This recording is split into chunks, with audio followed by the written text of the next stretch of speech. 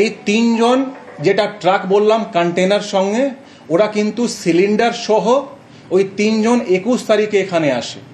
আর 22 তারিখে আরও দুজন আসে, যার নাম হচ্ছে সাজিদ এন্ড আফতাব। এরা 5 জন ফুলবাড়িতে মিট করার পর এই ক্রাইমগুলো করে। তো যেটা বললেন গ্যাস সিলিন্ডার, সেটা কিন্তু হারানা থেকে নিয়ে আসা ছিল।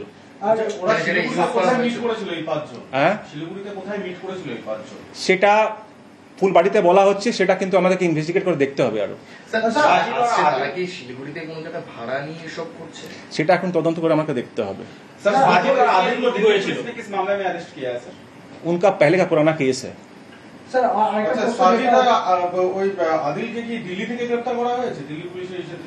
হ্যাঁ হ্যাঁ হ্যাঁ, ওখানে গ্রেপ্তার করা হয়েছে। মানে আমাদের ইনপুট ছিল, ওদের ইনপুট ছিল, এটা যৌথ অভিযানে ওদেরকে ওখানে অ্যারেস্ট করা হয়েছে।